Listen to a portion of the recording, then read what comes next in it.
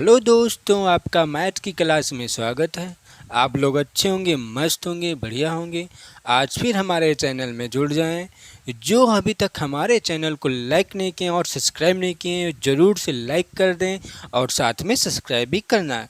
तो आज ये मैथ की क्लास है, तो मैथ की क्लास में ये नया टॉपिक है। इससे पहले मैंने आपको त्रिकोणमिति या ट्रिग्नोमेट्री आपको पढ़ाया था, और ये त्रिकोणमिति ट्रिग्नोमेट्री काफ़ी चैप्टर मैंने मैथ में ख़त्म कर चुका है।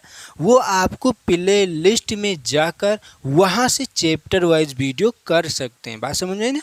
और उसके बाद रीजनिंग में कई चैप्टर पढ़ा चुके हैं। रीजनिंग की क्लास चैप्टर वाइज वीडियो करने के लिए आप प्ले लिस्ट से जाकर वहाँ से कर सकते हैं। ठीक, एकदम बेहतरीन आपको एक एक चीज़ समझाया गया है उसमें, रीजनिंग में भी और मैथ में भी।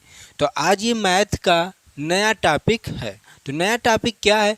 चाल, समय और दूरी, स्पीड, टाइमिंग। ठीक, देखते हैं कि जो चाल, समय, दूरी से किस तरह से क्वेश्चन एग्जाम में आते हैं और किस तरह से हमको पढ़ना चाहिए। ठीक, अब हम आपको एक चीज़ बताते हैं कि आज के समय जो इस समय प्रेजेंट में समय चल रहा है, इस समय पूरी दुनिया है वो पढ़ रही है। क्या कर रही है? पढ़ रही है। क्यों पूरी दुनिया का सिलेक्शन नहीं होता? आप बताइए, सिलेक्शन का क्या राज होता है? आप ये समझ गए ना तो ऑटोमेटिक आपका सिलेक्शन हो जाएगा। आज के बच्चे ना सिर्फ पढ़ते हैं और सिलेक्शन का राज नहीं समझते हैं कि सिलेक्शन कब होगा हमारा। क्यों? क्योंकि पूरी दुनिया पढ़ रही है ना, तो उसमें सबका सिलेक्शन होना चाहिए। क्यों सबका सिलेक्शन नहीं होता? इसीलिए सबका सिलेक्शन नहीं होता, क्योंकि आज की ये पूरी दुनिया पढ़ती है, सिर्फ सीखने का प्रयास ही नहीं करती, समझने का प्रयास ही नहीं करती। और जो सीखता है और जो समझता है वही का कंपटीशन बीट होता है, वही को सिलेक्शन मिलता है। नहीं तो आज की जो दुनिया चल रही है प्रेजेंट में, इस समय 2023 में जो चल रहा है ना, पूरी दुनिया पढ़ाई कर रही है, तो क्यों पूरी दुनिया का सिलेक्शन नहीं होता? इसीलिए नहीं होता। क्यों? क्योंकि सिर्फ पढ़ते हैं। जो सीखता है और जो समझता है उसी का आज के इस प्रेजेंट आप में आपका सिलेक्शन होगा। अन्यथा पूरी ज़िंदगी पढ़ते हुए गुजर जाएगी, समय आपको कभी सिलेक्शन नहीं मिलेगा। सिलेक्शन लेना है तो एक एक चीज़ सीखने का प्रयास करें। लोग कहते हैं हम एक एक चीज़ सीखने से क्या मतलब, हमें पीएचडी नहीं करना। आज देखिए, आज कंपटीशन बीट करना है ना, तो पीएचडी करना ही पड़ेगा आपको। बात समझ में आई ना? पीएचडी, देखिए पीएचडी का मतलब होता है कि हम उसमें से एक एक चीज़ निचोड़ के लाते हैं। लेकिन आपको पीएचडी की तरह से नहीं करना कि हमें पूरा पीएचडी ही करना है एक सब्जेक्ट का। देखिए, जैसे समय है, समय क्या होता है, समय कहाँ पर उपयोग किया जाता है, चाल क्या होता है, चाल कहाँ पर उपयोग किया जाएगा, जो दूरी क्या है, दूरी कहाँ पर उपयोग किया जाएगा, हमको ये सब चीज़ समझने का प्रयास करिए। क्योंकि इसी से हमको क्वेश्चन में बनाएगा, इसी को जोड़ के एक सेंटेंस बना देगा, उसी का हमको आंसर देना होता है। बात समझे ना? हमें पीएचडी नहीं करना, लेकिन पीएचडी की तरह हमें पढ़ना ही पड़ेगा। ऊपर पढ़ेंगे ना, कभी भी सिलेक्शन नहीं होगा। क्योंकि इस समय का जो 2023 का पैटर्न चल रहा है ना, कंपटीशन का, इतना हार्ड है। हार्ड किसके लिए? जो सिर्फ पढ़ता है और जो सीखता है, जो समझता है ना, उसके लिए हलवा होता है। इसीलिए हम कहते हैं दिल और दिमाग से एक बार सोच लेना बैठकर कि पढ़ने से सिलेक्शन होगा कि सीखने या समझने से सिलेक्शन होगा। तो खुद आपको एक दिन समझ में आ जाएगा कि पढ़ने से नहीं, सीखने से होता है। इसीलिए हम कहते हैं सीखने का प्रयास करें, एक एक चीज़ सीखने का प्रयास करें। किस तरह से क्वेश्चन बनाया जाता है, किस तरह से क्वेश्चन आते हैं, एक एक चीज़ सीखने का प्रयास करें, तभी आज के इस प्रेजेंट में आपका सिलेक्शन होगा, अन्यथा नहीं होगा।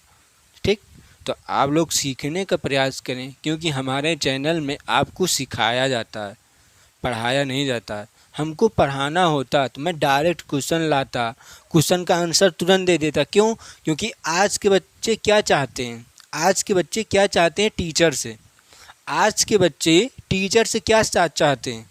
आज के जो बच्चे हैं ना, वो टीचर से यह चाहते हैं कि जैसे ये एक क्वेश्चन लिखा है, टीचर मुझे 1 मिनट में आंसर दे दे। टीचर तो दे सकता है, लेकिन आप नहीं दे पाएंगे। क्यों? क्योंकि टीचर ने उस क्वेश्चन का पीएचडी किया है, उस चैप्टर का पीएचडी किया है। पीएचडी का मतलब समझ रहे हैं ना, पीएचडी की तरह से हमें पढ़ना ही पड़ेगा उसको। तो वो 1 सेकेंड में आंसर दे देता है। लेकिन आप तो भी पढ़े ही नहीं हैं, तो आप 1 सेकेंड या 1 मिनट में आंसर नहीं दे पाएंगे। और आज के बच्चे यही गलती करते हैं, वो सोचते हैं टीचर मुझे, जैसे आप हमसे ये उम्मीद रखें कि हम एक क्वेश्चन का आंसर 1 सेकेंड में दे दें, तो आपको कितना अच्छा लगेगा। तो वो आपके लिए बहुत ख़राब है। क्यों? 1 सेकेंड में आंसर मैंने क्यों दिया? क्योंकि मैंने इस चैप्टर से पीएचडी किया है, इस चैप्टर को अच्छे से पढ़ा है, तब मैंने उस क्वेश्चन को 1 सेकेंड में आपको आंसर दिया। लेकिन आपने तो नहीं पढ़ा है ना, तो आपको पहले पढ़ना पड़ेगा ना। तो आप पढ़ तो रहे ना, किससे? हमसे। तो मैं आपको पहले पढ़ाऊँगा ना, तब आपका 1 सेकेंड में आंसर दिलाऊँगा ना। तो इसलिए आप लोग बेहतर से अच्छे से पढ़ाई कर, भले आपका 5 महीना बजाय आपका 6 महीना लग जाएगा, लेकिन सिलेक्शन ऑटोमेटिक हो जाएगा। इसीलिए कहते हैं अच्छे से पढ़ाई करें। पढ़ाई करने का मतलब क्या? सीखने का प्रयास करें और समझने का प्रयास करें कि कहाँ से क्वेश्चन बनता है, सूत्र क्या होता है। हमको सूत्र रटना नहीं होता है, सूत्र कहीं आसमान से टपक के नहीं आता, सूत्र हम खुद से बनाते हैं। बात समझ में आई ना? बनाने का मतलब होता है कि सूत्र को बनाकर हम क्वेश्चन में लागू करते हैं, और उस क्वेश्चन में सूत्र वो लागू हो जाता है, तो वो सूत्र को हम मार्केट में दे देते हैं। बात समझ में आई ना? तो इसीलिए आप लोग अच्छे से मेहनत करके पढ़ें, क्योंकि काफ़ी वैकेंसियाँ आने वाली हैं। एसएससी जीडी, यूपीपी, यूपीएसआई भी आने वाला है, बहुत वैकेंसियाँ आने वाली हैं। तो आप लोग अच्छे से मेहनत करें, और मेन चीज़ क्या है? समझने का प्रयास करें। चाहे जीएस हो, चाहे रीजनिंग हो, चाहे मैथ हो, चाहे कुछ भी हो, समझने का प्रयास कर आप सीखने का प्रयास करें, ना कि पढ़ने का। आप पढ़ेंगे 2 दिन के बाद वो गायब दिमाग से हो जाता है, लेकिन आप किसी चीज़ को सीख लेंगे ना, तो कभी भी वो गायब नहीं होगा। अब ये जो मैंने अभी तक आपको एक ये बात बताया, दिल और दिमाग सिर्फ 1 दिन 10 मिनट सोच लेना बस।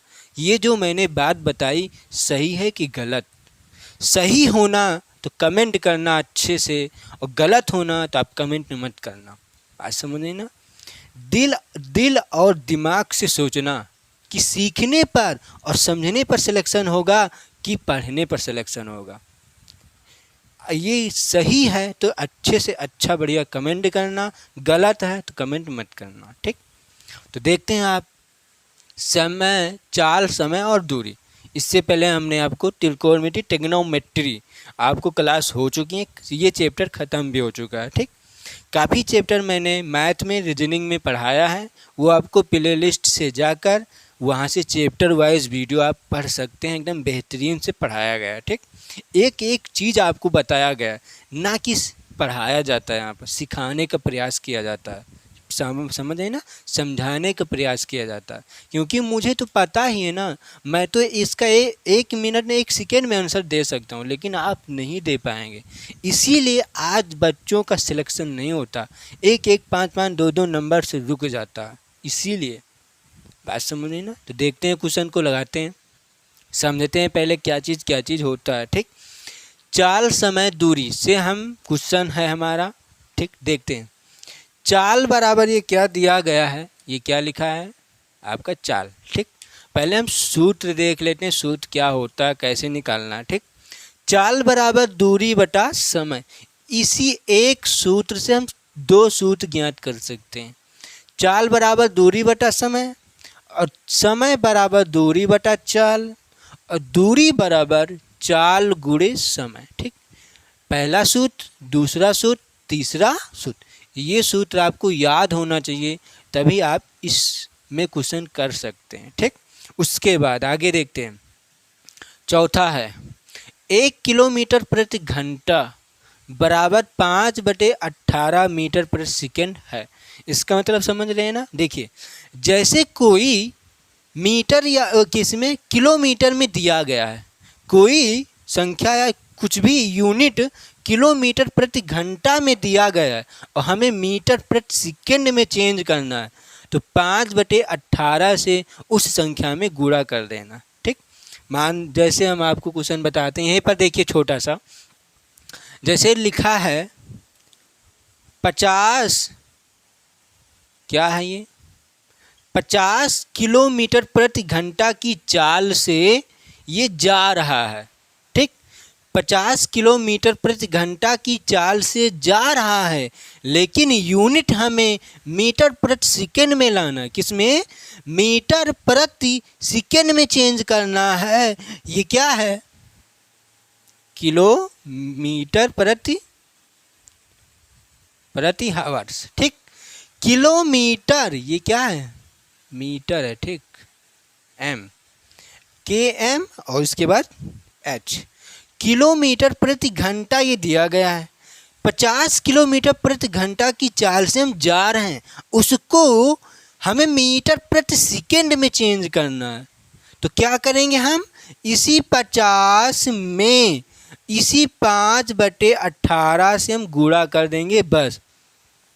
और जब गुणा करेंगे तो जो आएगा वही आपका मीटर प्रति सेकेंड होता है। ठीक, गुणा कर देते हैं। 2 दूना 4, 2 पंचे 10 और 2 नवा 18। तो क्या आएगा? 25 चौका 100, 25 पंचे 125/9। आप इसको भाग कर लेना, दशमलव में आ जाएगा। ठीक, तो 125/9 मीटर प्रति सेकेंड, ये है आपका आंसर। समझ में आई बात? किसके लिए है? किलोमीटर प्रति घंटा में दिया है, हमें मीटर प्रति सेकेंड में चेंज करना है। तो मीटर प्रति सेकेंड में चेंज करने के लिए आपको 5/18 से गुणा करना है। इतना ध्यान में रखना। ठीक, अब आगे देखते हैं। एक एक चीज समझने का प्रयास करें।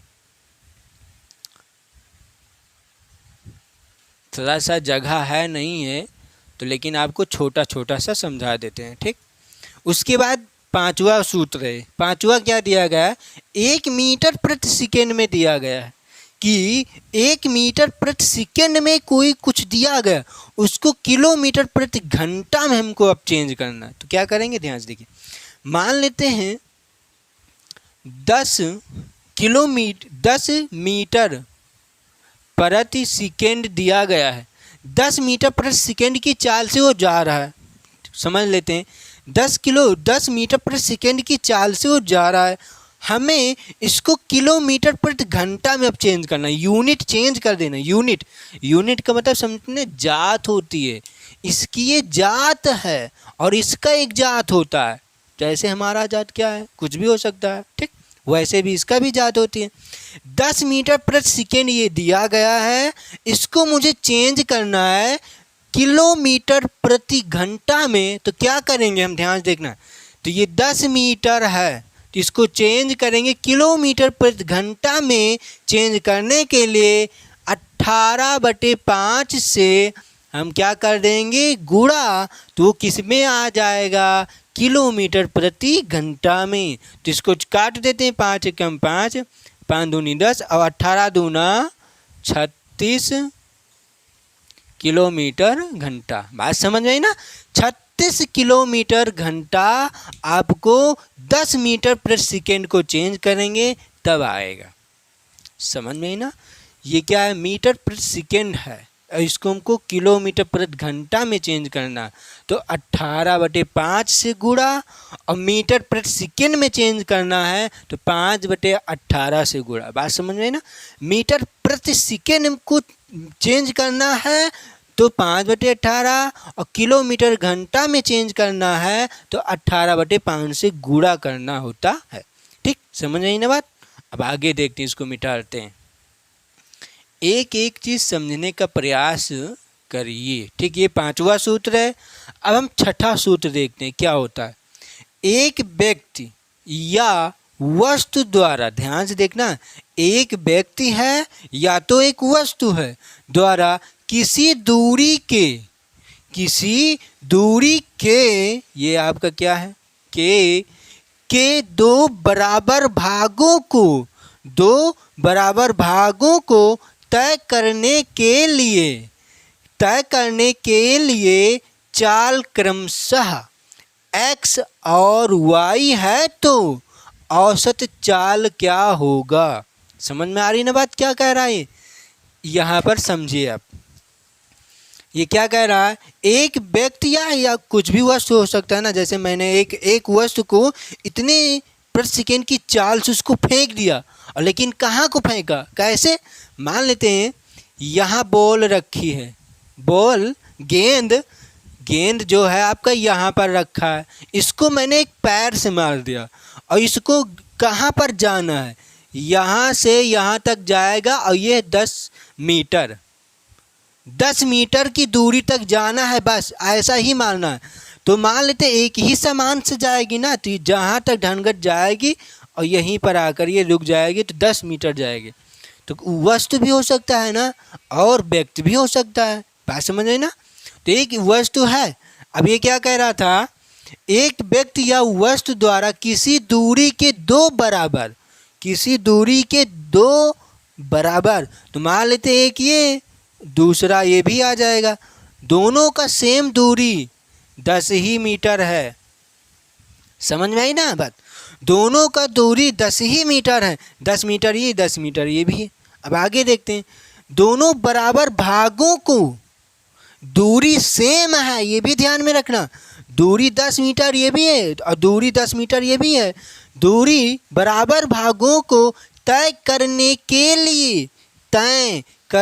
लिए जो गेंद जाएगी ढनगट वह कुछ न कुछ दूरी तय करेगी ना। तो मान लेते 10 मीटर की दूरी तय करेगी वो, तो आगे तय करने के लिए चाल क्रमशः x और y है। तो मान लेते हैं कि ये वाला गेंद x की चाल से जा रही है, समझिएगा, मान लेते हैं ये वाला गेंद x की चाल से जा रही है और ये वाला गेंद y की चाल से जा रही है। इसका मतलब यही हुआ, करने के लिए चाल क्रमशः x और y है तो औसत चाल बताइए। तो क्या कह रहा है कि एक गेंद है वो x की चाल से जा रहा है और दूसरा गेंद y की चाल से जा रहा है, तो दोनों का औसत चाल बताना है। बात समझ में ना। लेकिन क्या दूरी सेम ही रहेगी, 10 मीटर ये भी जाना है और 10 मीटर इसको भी जाना है। बात समझ में आई ना। तो औसत चाल बराबर क्या होता है, दोनों चालों का गुणनफल, लेकिन 2 से भी गुणा करना है। दोनों चालों का गुणनफल 2 से गुणा करने के बाद उसको डिवाइड कर देंगे हम दोनों चालों को योग से। बात समझ में। तो ये सूत्र आपका लिखा 2 गुणे x गुणे y अपान में x प्लस वाई। ये क्या, दोनों चालों का योगफल है, ये दोनों चालों का गुणनफल, और उसी गुणनफल को 2 से गुणा करके हम इसके योग से डिवाइड कर देंगे तो क्या निकल के आएगा, औसत चाल। समझ में आई ना बात। तो ध्यान पूर्वक समझना कि औसत चाल कब लगेगा ये सूत्र, जब दूरी सेम होनी चाहिए लेकिन चाल सेम नहीं है। चाल सेम यहाँ पर नहीं है, क्यों, क्योंकि ये वाला गेंद x की चाल से जा रहा है और ये वाला गेंद y की चाल से जा रहा है, तो चाल आपका सेम नहीं रहेगा लेकिन दूरी आपका सेम ही है। बात समझ में ना। जब दूरी सेम है और चाल सेम नहीं है तो औसत चाल निकालने के लिए इस सूत्र का उपयोग हम करेंगे। ठीक, अब आगे देखते हैं। ये छठा सूत्र है। अब 7वां सूत्र हम देखते हैं। यदि 3 चालें क्रमशः, अब ये क्या था, 2 चाल थी ना। अभी हमने ये आपको क्या बताया, 2 चाल का सिस्टम हमने बताया था, अभी 2 चाल का सिस्टम। अब ये क्या आया, यदि 3 चालें क्रमशः, अब इसमें 3 चाल आ गया। इसका मतलब 3 तरीके से चाल से हमें चलना है। ठीक, यदि 3 चालें क्रमशः x y z हैं तो तीन बराबर दूरियां तय की गई हो तब औसत चाल क्या होगा। अब ध्यान से देखिएगा, तीन चाल है। अब इसमें अब ध्यान से देखिए, तो पहले हम क्या बना देते, इसमें भी गेंद ही बना लेते हैं, अच्छा लगेगा। एक गेंद ये है, दूसरा गेंद ये है, तीसरा गेंद ये है। और क्या कह रहा है, तीन बराबर दूरियां, तीनों जो हैं बराबर दूरियां तय करेंगी। तो मान लेते हैं ये भी, एक ये जा रही है गेंद और एक ये जा रही है गेंद और एक ये जा रही, और तीनों की दूरियां लमसम सेम है। तो कितना मान लेते हैं हम, 5 सेंटीमीटर या 5 मीटर धर लेते हैं, 5 मीटर। समझने का प्रयास करें, ये समझाने कोई मतलब है नहीं मुझे, लेकिन सिखाना है आपको, समझाना है। नहीं तो मैं तो सूत्र लिखा दे भैया, स्क्रीनशॉट ले लीजिए, इसको रट लेना, लेकिन मुझे रटाना नहीं है, एक एक चीज़ समझाना है कि इस सूत्र का उपयोग कहाँ पर हम करेंगे क्वेश्चन में, समझ में ना। इसीलिए बच्चों का क्वेश्चन गलत हो जाता है, समझने का प्रयास ही नहीं करते हैं, सिर्फ पढ़ते हैं, वो पढ़ते हैं बस। देखिएगा, इसको समझते हैं। ये क्या है, एक गेंद ये है, दूसरा गेंद ये, तीसरा गेंद ये। तो ये क्या कह रहा, यदि तीन चाल लें तो मान लेते हैं ये वाला x की चाल से जा रहा है, ये वाला y की चाल से, ये वाला z की चाल से। ये x की चाल से गेंद ढनक के जा रहा है और ये वाला गेंद y की चाल से ढनक के जा रहा है, और ये वाला z की चाल से ढनक कर जा रहा है। लेकिन कितनी दूर जाएगा, 5 ही मीटर जाना है इसको। 5 मीटर x की चाल से जाएगा, 5 मीटर y की चाल से जाएगा और 5 ही मीटर z की चाल से जाएगा। तब इन तीनों का औसत चाल क्या होगा, हमें अभी ये बताना है। अब ध्यान से देखिएगा, तो x y z है, तो तीन बराबर दूरियां तय की गई हो, तो तीनों दूरियां बराबर तय करना है, ना तो ज़्यादा ना तो कम, तीनों एक समान होनी चाहिए दूरी। तो 5 मीटर ये, 5 मीटर ये, 5 मीटर ये, लेकिन चाल आपका सेम नहीं है, ठीक। औसत चाल बराबर क्या होता है, 3xyz। इसका मतलब क्या हुआ, तीनों चालों का गुणनफल, उसको 3 से गुणा कर देना, ये 3xyz। उसके बाद प्रथम चाल और द्वितीय चाल का गुणनफल प्लस द्वितीय चाल और तृतीय चाल का गुणनफल प्लस तृतीय चाल और प्रथम चाल का गुणनफल, ये सूत्र है, ठीक। समझ में आई बात। इस सूत्र का उपयोग हम कहाँ करेंगे, समझ में आया ना। कब करेंगे, जब 3 चाल दिया गया हो और उसमें कहा जाए कि 5 ही किलोमीटर जाना है बस। जैसे मान लेते हैं मोहन अपने घर से, ध्यान में रखना, मोहन अपने घर से स्कूल जाता है 5 किलोमीटर प्रति घंटा की चाल से, लेकिन उधर से वापस आता है 6 किलोमीटर प्रति घंटा की चाल से, और दूसरे दिन फिर जाता है स्कूल तो 7 किलोमीटर प्रति घंटा की चाल से। तो 3 दिन वो जाएगा, एक दिन जाएगा वापस आएगा फिर जाएगा, तो तीनों चाल समान नहीं है ना, लेकिन दूरी तो समान है ना। घर से स्कूल गया फिर स्कूल से घर आया, तो दूरी आपका सेम है ना, लेकिन चाल सेम नहीं है। बात समझ गई ना। तो उस जगह पर सूत्र हम इसका उपयोग करेंगे जब औसत चाल पूछेगा तब, ठीक। तो ये हो गया। अब आप इसका स्क्रीनशॉट ले सकते हैं, समझ गई ना बात। 1 2 3 4 5 6 7 सूत्र लिखा चुके हैं, इसका स्क्रीनशॉट ले लीजिए। अब हम आगे देखते हैं आगे क्या सूत्र है। अब ये देखते हैं कि आगे 1 2 सूत्र और लिखाया गया आपके सामने है। अब इसको समझते हैं क्या होता है, ठीक। ध्यान से देखना। अभी तक हमने आपको क्या बताया, चाल, दूरी, समय, उसके बाद औसत चाल।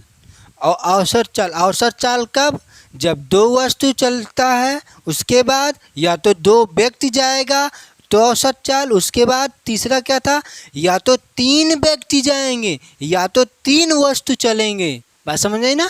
तो उसका औसत चाल क्या होता था। अब हम बात क्या करेंगे, सापेक्ष चाल। बात समझ आई ना। तो ये है सापेक्ष चाल, ज्ञात करना है। इसमें भी सापेक्ष चाल ही आपको ज्ञात करना है, ठीक।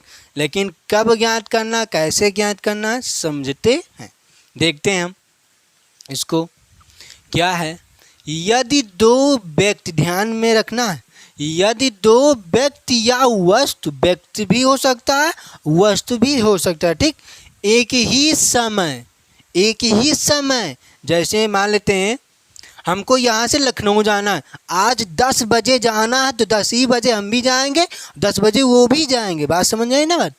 एक ही समय या अलग अलग समय पर, हो सकता है एक ही समय जाएं, हो सकता है हम आज यहाँ रायबरेली से लखनऊ जाएंगे 10 बजे और दूसरा आदमी यहीं से रायबरेली से लखनऊ उसको भी जाना लेकिन वो 11 बजे जाएगा। तो इसका मतलब क्या हो, 1 घंटे का अंतराल में जाएगा, ठीक। ये हुआ इसका मतलब, ठीक। अलग अलग समय पर एक ही दिशा में चलें तो सापेक्ष चाल क्या होता है, ठीक। क्या होता है, बल्कि आगे लिख दिया गया है, दोनों चालों का अंतर होता है। इसको भी लिख देते हैं, ठीक। क्या होता है, लिख देते हैं इसको भी, दोनों चालों का अंतर। समझ गए ना बात। दोनों चालों का अंतर ही सापेक्ष चाल कहलाता है। लेकिन कब, अब समझते हैं हम, ठीक। देखते हैं, यदि मान लेते व्यक्ति भी है वस्तु भी है, तो हम कुछ भी मान लेते हैं पहले एक ही जगह पर चलना, एक ही स्थान से मान लेते हैं ये जाना है हमको। ये क्या है, एक रोड है। रोड हमसे अच्छा से बनता नहीं, लेकिन आपको बन जाएगा तो आप बना लेना, ठीक। ये है रोड, ठीक। और यहाँ से जाना है आगे इनको। अब मान लेते हैं क्या, इसको 10 मीटर है, ये इसकी लंबाई 10 मीटर है। इसके लिए हम समझा रहे हैं अभी, ठीक। देखते हैं, यदि दो व्यक्ति या वस्तु एक ही समय या अलग अलग समय पर चलता है, ठीक। मान लेते हैं एक वस्तु, इसको अलग थोड़ा नीचे लिख देते हैं, ठीक। क्या था ये, 10 मीटर, ठीक। एक वस्तु यहाँ पर रखा हुआ है, वस्तु का मतलब गेंद, एक गेंद ये है और दूसरा गेंद ऊपर है। समझ रहे हैं ना, दोनों एक ही स्थान पर है, अलग अलग, थोड़ा सा अलग अलग रखा हुआ है, ठीक। जैसे ये मार्कर है, मार्कर दोनों एक ही स्थान से खड़ा है ना, लेकिन ये चलता हुआ जा रहा है। समझ आई ना। तो ये है, तो ये रोड पर इसको भी ढनगट जाना है, इसको भी इसी पर ढनगट जाना है। और ये रोड है, और कितने मीटर की रोड है, 10 मीटर का आपका ये रोड है, सड़क है, ठीक। आगे देखते हैं, यदि व्यक्ति एक वस्तु या एक ही समय या अलग अलग समय पर एक ही दिशा में चलें, तो एक ही दिशा में जाना, तो ये भी चल कर ऐसे ढनगट यहाँ पर पहुँच जाएगा ये, और ये भी ऐसे जाएगा ढनगट, ये भी पहुँच जाएगा। समझ आई ना बात। तो क्या हुआ, ये जा रहा है यहाँ तक ढनगट और ये जा रहा है यहाँ पर ढनगट। हो सकता है ये चला 10 बजे और ये भी चला 10 बजे, ये भी हो सकता है दूसरे दिन ये 10 बजे जा रहा है, ये 11 बजे चलना स्टार्ट किया, ठीक। ये भी तो कह रहा है ना कि वस्तु एक ही समय या अलग अलग समय पर एक ही दिशा में चलें तो सापेक्ष चाल क्या होता है। तो क्या होगा, इन दोनों चालों का अंतर करना है, तभी आपका सापेक्ष चाल निकलेगा, ठीक। तो इन दोनों चालों का अंतर ही सापेक्ष चाल का कहलाता है। मान लेते हैं पहला चाल x की चाल से गया, ये x की चाल से जा रहा है और ये y की चाल से जा रहा है, तो दोनों चालों का अंतर ही सापेक्ष चाल कहलाता है। कब, जब एक ही दिशा में जाना है, एक ही दिशा में, लेकिन समय कन्फर्म में नहीं है कि 10 बजे जाएगा कि 11 बजे जाएगा कि 12 बजे जाएगा, समय कोई कन्फर्म नहीं, या तो अलग से चलता हो या तो एक ही सामान में जा रहा हो समय पर, ठीक। लेकिन चाल समान नहीं है, इतना भी ध्यान में रखना, ठीक। तो x माइनस वाई, इसका मतलब क्या हुआ, दोनों चालों का अंतर ही आपका सापेक्ष चाल कहलाएगा। और ये दोनों चालों का अंतर कब करना है, जब कंडीशन दिया रहेगा कि क्या, कि एक व्यक्ति हो या कुछ भी हो, वस्तु भी हो सकता है, कि एक ही समय पर दो व्यक्ति एक ही समय पर मान लेते हैं, क्वेश्चन यहीं पर थोड़ा सा बनाते हैं, समझते हैं क्या चीज़। मान लेते हैं एक व्यक्ति 10 की चाल से जा रहा है, ठीक, और उसके बाद अभी दूसरा 20 की चाल से जा रहा है, ठीक, और एक ही दिशा में जा रहा है, और क्या कह रहा है, सापेक्ष चाल निकालना है। तो क्या करेंगे हम, इन दोनों का अंतर ही कर देंगे, तो क्या आएगा 10, आपका सापेक्ष चाल हो जाएगा, क्योंकि एक ही दिशा में जा रहा है, ठीक। तो ये हुआ इसका मतलब। अब इसका मतलब समझते हैं, यदि ये व्यक्ति विपरीत दिशाओं में चलना प्रारंभ करते हैं तो सापेक्ष चाल क्या होगा, विपरीत दिशा में। बात समझने का प्रयास करें, देखते कैसे। अब इसको यहाँ पर देखते हैं। मान लेते हैं एक सड़क आपका ये है, एक सड़क आपका ये है, ठीक, एक ही सड़क है, दो नहीं है, सड़क बनाया हमने, ठीक। एक गेंद आपका यहाँ पर रखा हुआ है और दूसरा गेंद यहाँ पर रखा हुआ है, समझ आ रही है ना आपको बात। तो ये क्या कह रहा है, यदि ये व्यक्ति विपरीत दिशाओं में चलना आरंभ करते हैं तो सापेक्ष चाल क्या होगा, तो दोनों चालों का योगफल होता है। इसमें भी यही होता है, लिख देते हैं इसको भी हम। क्या होगा इसमें, दोनों चालों का योगफल। बात समझ में ना, दोनों चालों का योगफल कर देंगे तो औसत चाल, सापेक्ष चाल निकलता है। कैसे, ध्यान से देखिएगा, समझते हैं। अब एक व्यक्ति, ये एक गेंद है, ये इधर को डांस करते हुए जा रहा है, समझ में ना, इसका मतलब नाचते हुए जाएगा, ठीक। और दूसरा व्यक्ति ये इधर को जा रहा है, ठीक, लेकिन ये वाला इधर को आएगा।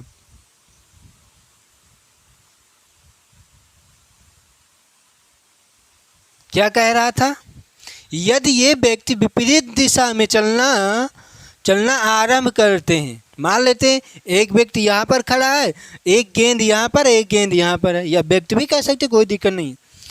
एक गेंद यहाँ पर, एक गेंद यहाँ पर, ये वाला गेंद ढनगट इधर को जा रहा है और ये वाला गेंद ढनगट इधर को आ रहा है, ठीक, नाचते हुए इधर को आ रहा है, ये वाला उधर को जा रहा है। तो ये विपरीत दिशा है। मान लेते हैं ऐसे, जैसे ये क्या आपका मार्कर है, ये भी मार्कर है ना, इस कुप्पी है ना, ये इसकी कुप्पी है।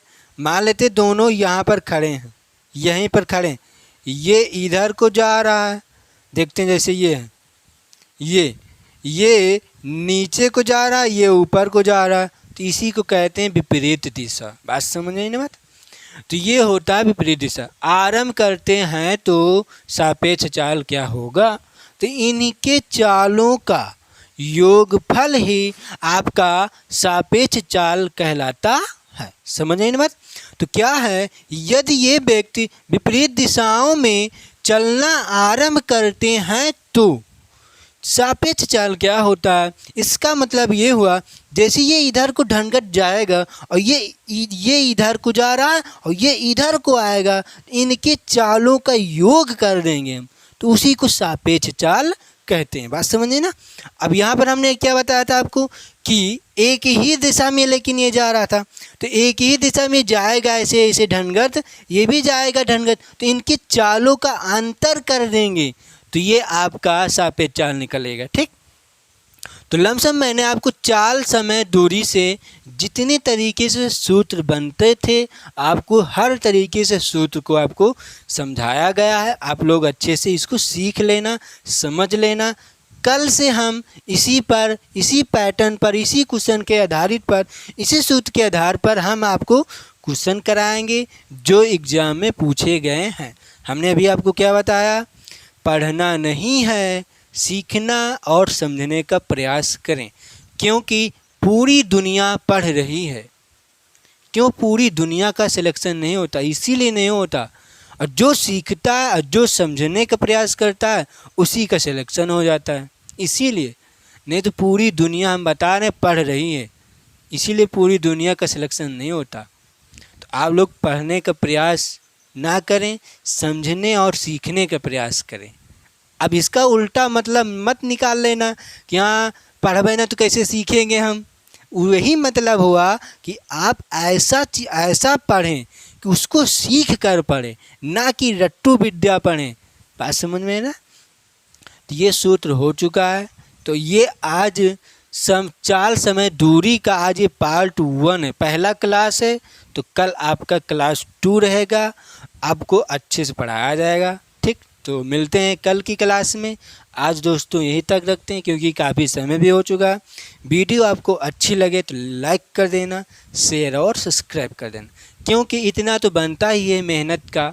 देखिए हम तो लाइक सब्सक्राइब करने के लिए नहीं पढ़ा रहे हैं, क्योंकि मुझे देखिए ज्ञान ऐसा होता है, जितना ज्ञान आप बांटेंगे ना उतना ही ज्ञान बढ़ता है। हम आपको एक लमसम कै मिनट की वीडियो देते हैं, 45 मिनट का या 1 घंटे तक दे देते हैं। तो 1 घंटे में मेरा क्या जाएगा? मेरा जाएगा ना, मुझे कुछ मिलेगा और क्या। जैसे ये मैंने आपको पढ़ाया, ये मुझको रिवीजन हो गया ना, लेकिन जाएगा हमारा कुछ नहीं, लेकिन आपको कुछ मिल जाएगा, इसीलिए है। लेकिन लाइक सब्सक्राइब के लिए हम नहीं पढ़ाते हैं। लेकिन आप लोग अच्छे हैं, अच्छे बच्चे हैं, अच्छे दोस्त हैं, हमारे फ्रेंड हैं हमारे, तो आप लोग अच्छे से लाइक कर देना और सब्सक्राइब भी करना और दोस्तों के साथ शेयर भी करें। ठीक, तो मिलते हैं कल की क्लास में। Thank you class. जय हिंद, जय भारत।